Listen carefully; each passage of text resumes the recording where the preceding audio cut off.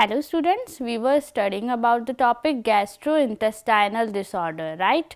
And we have completed two topics, peptic ulcer and gastroesophageal reflux. Now the third one is alcoholic liver disease.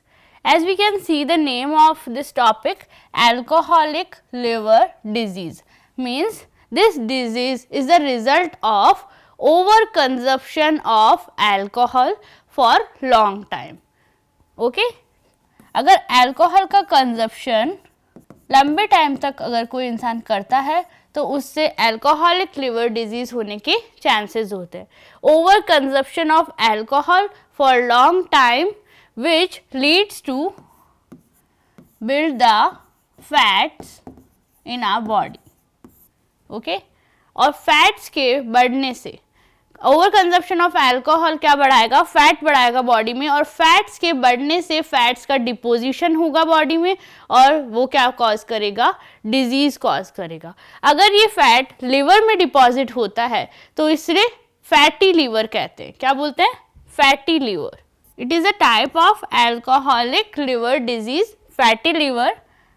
In this disease if a person consume 40 to 80 gram of alcohol per day, और वो ऐसा कितने time तक के लिए करता है, 10 to 20 years. अगर कोई person 40 to 80 gram alcohol per day consume कर रहा है 10 to 20 ईयर्स तो उससे फैटी लिवर डिजीज होने की चांसेस होते हैं. ओके अल्कोहल कंजप्शन की वजह से. इसमें नेक्स्ट है अल्कोहलिक हेपेटाइटिस. हेपेटाइटिस हमें पता है, हेपेटाइटिस वायरल डिजीज है, इन्फेक्शन की वजह से होता है. और थर्ड इज लिवर सिरोसिस. ये liver cirrhosis and alcoholic hepatitis इनका जस्ट डबल. अगर कोई person 160 to 200 gram alcohol per day consume करता है, और ऐसा कितने टाइम के लिए करता है, अगेन 10 to 20 ईयर्स, राइट.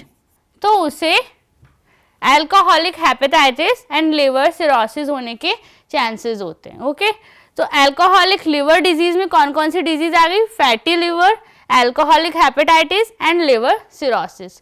जो किस पे डिपेंड करता है, कंजप्शन ऑफ अल्कोहल क्वांटिटी, कितनी क्वांटिटी में अल्कोहल का कंजप्शन हो रहा है. अगर 40 to 80 ग्राम है तो फैटी लिवर, और अगर just double 160 to 200 gram alcohol per day consume कर रहा है कोई पर्सन, वो भी कितने टाइम के लिए, 10 to 20 ईयर्स के लिए, तो वो होगा अल्कोहलिक हेपेटाइटिस या लिवर सिरोसिस. ओके तो अगर अल्कोहलिक लिवर डिजीज की डेफिनेशन की बात करें तो क्या होगा, इसे हम शॉर्ट में बोलते हैं ALD. Okay alcoholic liver disease. तो अगर डेफिनेशन की बात करें तो ALD यानी alcoholic liver disease is the result of over consumption of alcohol which leads to build the fat in our body. Okay क्या करती है, हमारी बॉडी में फैट्स को बढ़ाती है, और किसकी वजह से, ओवर कंजप्शन ऑफ अल्कोहल की वजह से. ठीक है तो अल्कोहलिक लिवर डिजीज की डेफिनेशन हो गई. After the definition of alcohol liver disease या फिर alcoholic liver disease, now the pathophysiology of ALD. Okay तो पैथोफिजियोलॉजी में क्या है, कैसे ये वर्क करता है. देखो जब अल्कोहल का कंजप्शन ओवर हो जाता है, हमारी बॉडी में अल्कोहल का कंजप्शन ओवर हो जाता है, तब अल्कोहल जब हमारी बॉडी में जाती है तो इस अल्कोहल को एल्डिहाइड में चेंज करता है एसिटाल्डिहाइड. ओके ये अल्कोहल जो हम कंजप्ट कर रहे हैं, ये अल्कोहल हमारी बॉडी में गई और अल्कोहल डिहाइड्रोजनेज एंजाइम ने इसको एसिटाल्डिहाइड में चेंज कर दिया. अब एसिटाल्डिहाइड को एल्डिहाइड डिहाइड्रोजनेज एंजाइम किस में चेंज करता है, एसिटिक एसिड में, और इस एसिटिक एसिड का ऑक्सीडेशन होके क्या बनता है, carbon dioxide and water molecules बनते हैं। ओके, ये प्रोसेस होता है जब अल्कोहल हमारी बॉडी में पहुंचता है। अल्कोहल डिहाइड्रोजनेज एंजाइम की प्रेजेंस में एसिटाल्डिहाइड में कन्वर्ट होता है, फिर एल्डिहाइड डिहाइड्रोजनेज एंजाइम की प्रेजेंस में एसिटिक एसिड में चेंज होता है, फिर एसिटिक एसिड का ऑक्सीडेशन होके carbon dioxide and water molecules निकलते हैं। ओके, ये जो कंप्लीट प्रोसेस है इसकी वजह से क्या होता है, इसकी वजह से NADH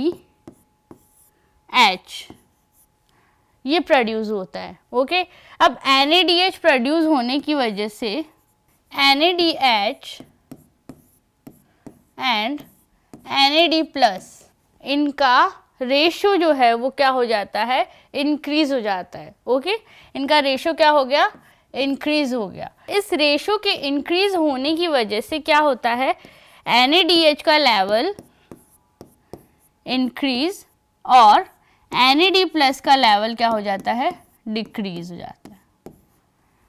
NADH का लेवल इंक्रीज होने की वजह से क्या होता है, जो ग्लिसरॉल है वो कन्वर्ट हो जाता है ट्राइग्लिसराइड्स में। और ये ट्राइग्लिसराइड्स क्या है, ये फैट मॉलिक्यूल्स है जो लिवर में जाके क्या हो जाते हैं, अक्यूमुलेट हो जाते हैं, और जिसकी वजह से क्या होता है, फैटी लीवर कंडीशन या फिर अल्कोहलिक लिवर डिजीज कंडीशन होती है। तो क्या हुआ, सबसे पहले जो अल्कोहल हम ओवर कंजप्शन कर रहे हैं अल्कोहल का, वो अल्कोहल हमारी बॉडी में acetaldehyde, then acetic acid and carbon dioxide और H2O मॉलिक्यूल्स, वाटर मॉलिक्यूल्स बनाता है। इस प्रोसेस की वजह से क्या होता है, बॉडी में NADH और NAD+ का रेशो इंक्रीज हो जाता है, जिसकी वजह से NADH इंक्रीज होगा और NAD+ डिक्रीज होगा, क्योंकि रेशो इंक्रीज हो रहा है। और इसकी वजह से, इस रेशो के इंक्रीज होने की वजह से जो ग्लिसरॉल है वो किस में कन्वर्ट होता है, ट्राइग्लिसराइड्स में कन्वर्ट होता है, जो लिवर में जाके अक्यूमुलेट होने लगता है, और लिवर में अक्यूमुलेट होने की वजह से फैटी लीवर कंडीशन या फैट के अक्यूमुलेट होने की वजह से अल्कोहलिक लिवर डिजीज होती है। ठीक है, तो ये थी pathophysiology of ALD। Okay, after the pathophysiology of ALD, now the clinical manifestations. Clinical manifestations क्या है, देखो क्लिनिकल मैनिफेस्टेशंस में है, सबसे पहले तो ये लिवर से रिलेटेड डिजीज़ है, तो ये सबसे पहले एब्डोमेन को ही इफेक्ट करेगा। तो एब्डोमिनल डिस्कम्फर्ट, पेन हो सकता है या फिर हमें अनईजी फील हो सकता है। Okay, nausea, vomiting, fever, fatigue,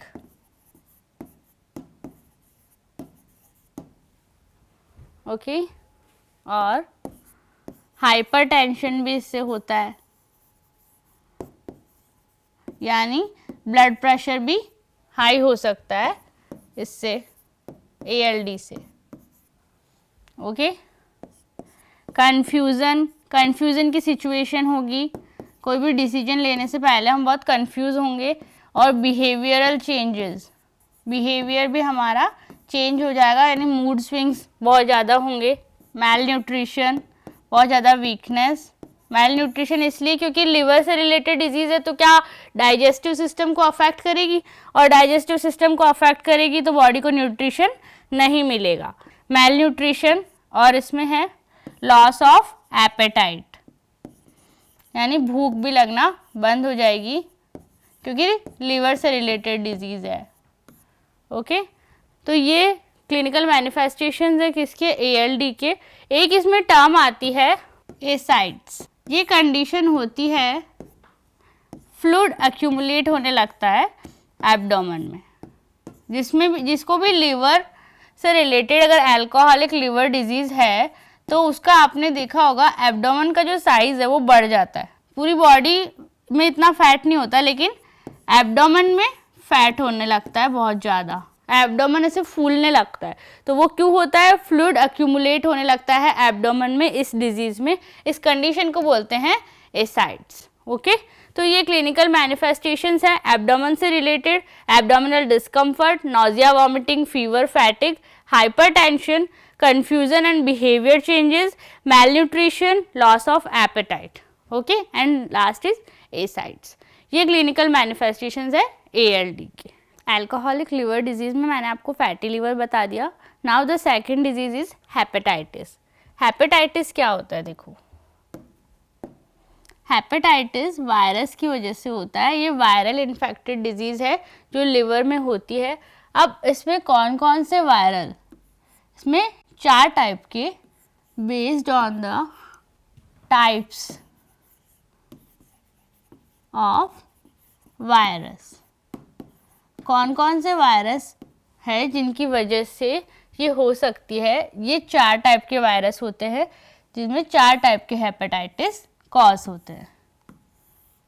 okay, first is hepatitis A. Hepatitis A virus ये क्या होता है, ये हमारी बॉडी में फूड, कंटामिनेटेड फूड या वाटर के इनटेक की वजह से होता है. अगर इन फूड या वाटर में ये वायरस प्रेजेंट है और हमारी बॉडी में ये चला गया तो ये हमारी बॉडी में डिजीज़ कॉज करेगा, लेकिन इसके इतने सीरियस इफ़ेक्ट नहीं होते. ठीक है. Second is hepatitis B. ये वायरस हमारी बॉडी में सेक्सुअल ट्रांसमिटेड डिजीज़, जिसे हम STD बोलते हैं, सेक्सुअल ट्रांसमिटेड, इसकी वजह से होता है. यानी ब्लड या फिर ड्यूरिंग सेक्स सीमेन ट्रांसफ़र होने की वजह से क्या हो सकता है, हेपेटाइटिस बी वायरस हमारी बॉडी में आ सकता है और उसकी वजह से हेपेटाइटिस यानी अल्कोहलिक हेपेटाइटिस या फिर लिवर की ये डिजीज़ हमें कॉज हो सकती है. देखो, STD सेक्सुअल ट्रांसमिटेड डिजीज से ब्लड या सीमेन का बॉडी में ट्रांसफ़र होना इजी है और इसी से ये वायरस हमारी बॉडी में आता है. Okay. Third is hepatitis C. ये वायरस क्या होता है, ये डायरेक्टली ब्लड के थ्रू ही आ सकता है. अगर इन्फेक्टेड ब्लड हमने यूज़ किया है या फिर इन्फेक्टेड ब्लड किसी और की बॉडी से इन्फेक्टेड ब्लड जिसमें हेपेटाइटिस सी प्रेजेंट था, वो वायरस जो वायरस प्रेजेंट था उस ब्लड को हमने हमारी बॉडी में ले लिया या वो ब्लड हमने डोनेट किया किसी और को और हमें हेपेटाइटिस सी था, तो वो वायरस किस में चला जाएगा, दूसरी की बॉडी में चला जाएगा. लेकिन इसका कांटेक्ट सिर्फ एक ब्लड इन्फेक्शन की वजह से ही हो सकता है और वो भी डायरेक्ट वो ब्लड आपकी बॉडी में आया है और उस ब्लड के अंदर हेपेटाइटिस सी प्रेजेंट था. ठीक है. तो ये हम ब्लड डोनेशन में या फिर किसी की एक्सीडेंट केसेस के अंदर किसी को ब्लड अगर दिया गया है, वो अगर इन्फेक्टेड है तो उसकी वजह से ये होने के चांसेस होते हैं hepatitis C. Fourth is hepatitis D. Hepatitis D उसे ही हो सकता है जहाँ पे hepatitis B virus already present है. यानी जिस बॉडी में hepatitis B virus already present है तभी उसे हेपेटाइटिस डी हो सकता है. ओके. और ये भी किससे होता है, ब्लड इन्फेक्शन से, यानी इन्फेक्टेड ब्लड लेने से. ठीक है. तो ये थे टाइप्स हेपेटाइटिस के. अब हेपेटाइटिस में होता क्या है, हेपेटाइटिस में इन्फ्लेमेशन होता है लिवर में. ये जो भी वायरस है ये क्या करेंगे, लिवर सेल में इन्फ्लेमेशन करेंगे और लिवर सेल्स को हम बोलते हैं हेपेटोसाइट्स. क्या बोलते हैं, हेपेटोसाइट्स. तो ये जितने भी वायरसेस है ये क्या करेंगे, हेपेटोसाइट्स को डैमेज करेंगे. लिवर सेल में इन्फ्लेमेशन होगा, लिवर सेल इन्फ्लैम हो जाएगी, लिवर का साइज बढ़ जाएगा और उसे हम बोलते हैं हेपेटाइटिस कंडीशन. ओके. और ये थे types of viruses which cause hepatitis in our body. अब हेपेटाइटिस के इंट्रोडक्शन के बाद देखो हेपेटाइटिस की पैथोफिजियोलॉजी क्या होती है. हेपेटाइटिस की पैथोफिजियोलॉजी में है, इसमें सबसे पहले जो रिस्क फैक्टर्स कौन कौन से हैं जो हेपेटाइटिस कॉज करेंगे, क्योंकि ये अल्कोहलिक लिवर डिजीज़ है तो अल्कोहल तो होगा ही, नो डाउट. अल्कोहल, और मैंने आपको बताया अभी कि कंटामिनेटेड फूड और वाटर से भी पैथोजन हमारी बॉडी में जाते हैं. ओके.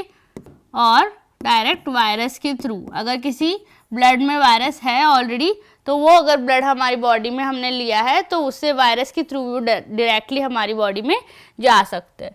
तो रिस्क फैक्टर्स क्या करते हैं, ये करते हैं इम्यून सिस्टम पे अटैक। इम्यून सिस्टम पे अटैक करेंगे और इम्यून सिस्टम को क्या कर देंगे, वीक कर देंगे, जिसकी वजह से क्या होगा, उसकी वजह से हेपेटोसाइट्स क्या होगी, डैमेज होगी, हेपेटोसाइट्स डैमेज होगी।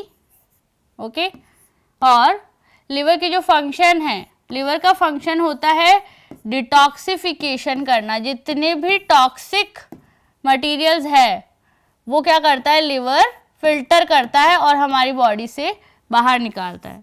तो डिटॉक्सिफिकेशन करता है लिवर, तो डिटॉक्सिफिकेशन क्या हो जाएगा, डिक्रीज हो जाएगा, बंद हो जाएगा।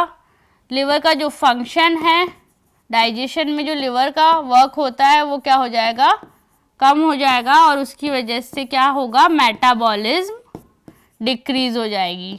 ठीक है, हेपेटोसाइट्स डैमेज हो गई, जो लिवर सेल्स है, डिटॉक्सिफिकेशन रुक गया, लिवर फंक्शन जो है वो कम होने लग गया, मेटाबॉलिज्म कम होने लग गई। किसकी वजह से, इम्यून सिस्टम के इफेक्ट होने की वजह से। और ये सारी कंडीशंस क्या कर देगी, लिवर के अंदर इन्फ्लेमेशन कॉज करेगी, जो कि हेपेटाइटिस में होता है, क्योंकि लिवर वर्क नहीं कर रहा है प्रॉपरली और जो हेपेटोसाइट्स है वो डैमेज हो रही है, तो लिवर में क्या होगी, इन्फ्लेमेशन हो जाएगी, वो स्वेल हो जाएगा, क्योंकि वहाँ पे फ्लूइड का क्या होने लग गया, अक्यूमुलेट होने लग गया। जितने भी टॉक्सिक मटेरियल्स थे वो लिवर पे जाके अक्यूमुलेट हो गए, उनका डिटॉक्सिफिकेशन नहीं हो पा रहा है, लिवर का फंक्शन नहीं हो पा रहा है, मेटाबॉलिज्म नहीं हो पा रही है, तो जो मटीरियल है वो वहीं पे ही एक्यूमुलेट होने लग जाएगा, और इसकी वजह से लिवर क्या होगा, इन्फ्लैम होने लगेगा, जो लिवर सेल्स है वो इन्फ्लैम होने लगेगी, और ये होगी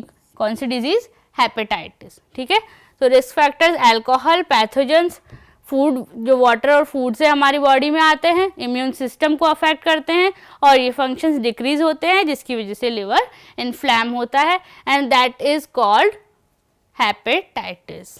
हेपेटाइटिस के बाद मैंने आपको बताया था liver cirrhosis, third one disease ALD की। लिवर सिरोसिस में क्या होता है, लिवर सिरोसिस जो है वो कॉम्बिनेशन है डिफरेंट टाइप ऑफ डिजीज। वो डिजीज जो क्या करती है, लिवर को अफेक्ट करती है, उन सब डिजीज का कॉम्बिनेशन है लिवर सिरोसिस। मीन्स लिवर एकदम डैमेज हो जाएगा, उस लिवर को हम यूज़ नहीं कर सकते। तो उसमें हमें कौन कौन से ऐसे डिजीज़ हो सकती है, जो डिजीज़ क्या करती है, लिवर के फंक्शंस को अफेक्ट करती है और लिवर की स्ट्रक्चर को चेंज करती है। जैसे हेपेटाइटिस में इन्फ्लेमेशन हो जाता है लिवर में, ठीक है, जो स्ट्रक्चर को, फंक्शन को चेंज करती है, जो हेपेटोसाइट्स को डैमेज करती है और लिवर की सेल डेथ करती है, वो क्या होती है, वो सारी डिजीज लिवर सिरोसिस कॉज करती है। ठीक है, जिसके अंदर फंक्शंस, स्ट्रक्चर, यानी लिवर की जो फंक्शंस है डिटॉक्सिफिकेशन का। लिवर क्या है, liver is a largest organ of our body which detoxify the toxic materials in our body and produce immune agents to fight against viruses and bacteria which cause disease on our body। तो ये क्या करते हैं, immune system को strong बनाते हैं, detoxify करते हैं, जितने भी टॉक्सिक मटेरियल्स हैं उनको बॉडी से बाहर निकालते हैं, इम्यून सिस्टम को स्ट्रॉन्ग बनाते हैं ताकि जो वायरसेस एंड बैक्टीरियाज है इनके इन्फेक्शन से बॉडी को बचाया जा सके। तो ये लिवर का फंक्शन होता है और liver is the largest organ of our body. लेकिन सिरोसिस में क्या होगा, ये जो फंक्शन है वो नहीं हो पाएगा, ये फंक्शंस नहीं कर पा रहे, स्ट्रक्चर चेंज हो रहा है, हेपेटोसाइट्स डैमेज हो रही है और लिवर सेल की डेथ हो रही है। तो ये सारी डिजीज़ क्या करती है, ये काम करती है, ये सारी चीज़ों को बंद करती है और इनकी वजह से लिवर सिरोसिस होता है। ठीक है, तो लिवर सिरोसिस में कॉम्बिनेशन है इन सब डिजीज़ का। जो भी डिजीज़ लिवर को हार्म कर रही है वो सिरोसिस कॉज करेगी। ये लिवर की डिजीज़ की सीवियर कंडीशन है, मींस अक्यूट, जिसमें हम चेंज कर सकते हैं, हम लोग दवाई से या फिर मेडिसिन से, ड्रग्स से लिवर को ट्रीट कर सकते हैं। लेकिन ये क्या है, ये सीवियर कंडीशन है जिसके अंदर लिवर पूरी तरह से डैमेज हो जाता है, पूरी तरह से वर्क करना बंद कर देता है, ठीक है, and it can cause death, क्योंकि टॉक्सिक मटेरियल अगर बॉडी में अक्यूमुलेट होने लग गया, उसका डिटॉक्सिफिकेशन नहीं हो रहा है, तो वो पॉइजनस, वो टॉक्सिक मटेरियल हमारी बॉडी को पूरी तरह से कंप्लीटली किल कर देगा और इससे क्या होगी, डेथ होगी, ठीक है। तो लिवर सिरोसिस ये है, और इनकी जो सिम्टम्स है लिवर सिरोसिस और हेपेटाइटिस की वही है, पेन होना, फीवर होना, फैटिग, थकान, जो मैंने आपको बताया वही सिम्टम्स, वही क्लिनिकल मैनिफेस्टेशंस इनमें है हेपेटाइटिस और लिवर सिरोसिस के अंदर। Now the last is treatment. अब ट्रीटमेंट में as I always said non pharmacological and pharmacological treatments. Non pharmacological treatments में वो आते हैं जिसमें हम बेसिक लाइफ स्टाइल को इम्प्रूव करके डिजीज़ को क्योर कर सकते हैं। तो अगर ALD की बात करें तो ALD में नॉन फार्माकोलॉजिकल ट्रीटमेंट में कौन कौन से ट्रीटमेंट आ सकते हैं। हम फिज़िकल एक्टिविटीज़ जो हम सब में मेंशन करते हैं, फिज़िकल एक्टिविटी को इंक्रीज़ करके लिवर की हेल्थ को बढ़ा सकते हैं, राइट। और कंटामिनेटेड फूड और वाटर को अवॉइड करके, क्योंकि उससे क्या होता है, हेपेटाइटिस होता है, ठीक है। कंटामिनेटेड फूड और वाटर को अवॉइड करके हम डिजीज़ से बच सकते हैं। और अल्कोहल कंजप्शन तो हमें कम करना ही है, क्योंकि ये डिजीज़ क्या है, अल्कोहल लिवर डिजीज़, ओके। तो अल्कोहल कंजप्शन कम करके, कंटामिनेटेड फूड और वाटर से बच के, फिज़िकल एक्टिविटीज़ को बढ़ा के, और nutritions proper for liver health and vitamins जो लिवर के लिए ज़रूरी है और बॉडी की इम्यून सिस्टम के लिए भी। न्यूट्रिशन एंड वाइटामिन्स का यूज़ करके भी हम अल्कोहलिक लिवर डिजीज़ से बच सकते हैं, ओके।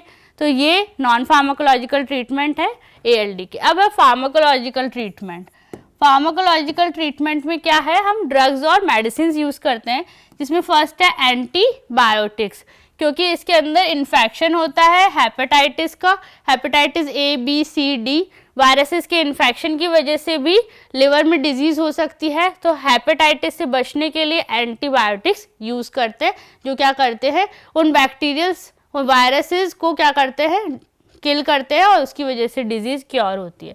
इसके बाद है hepato protective agent, means liver को प्रोटेक्ट करने वाले एजेंट्स जो लिवर की हेल्थ के लिए ज़रूरी है, वो उन न्यूट्रिशंस को लिवर को देते हैं और लिवर की हेल्थ बढ़ती है, स्ट्रांग होती है। तो हिपैटो प्रोटेक्टिव एजेंट्स। इसमें है diuretics.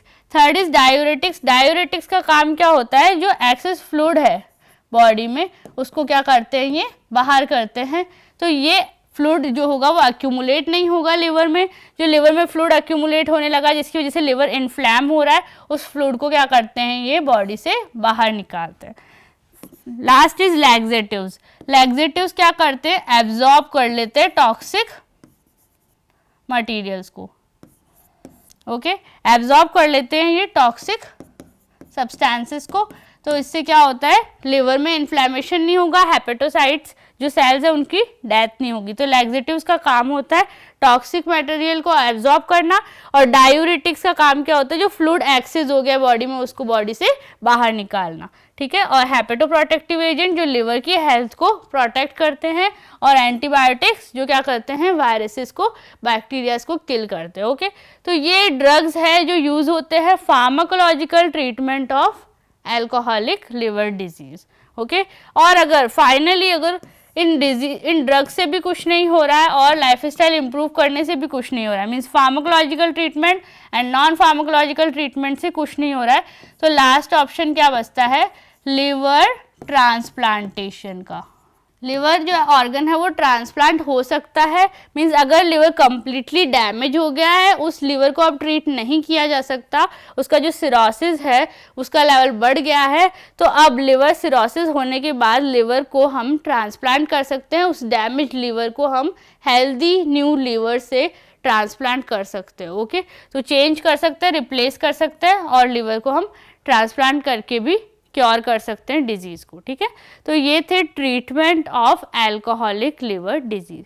Now we have completed our third chapter alcoholic liver disease. पेप्टिकल से कंप्लीट हो गया और गैस्ट्रो ईसोफेजियल रिफ्लक्स भी कंप्लीट हो गया। Now the last topic of this chapter, inflammatory bowel disease. Okay. So inflammatory bowel disease we will learn in next class. Okay. Thank you.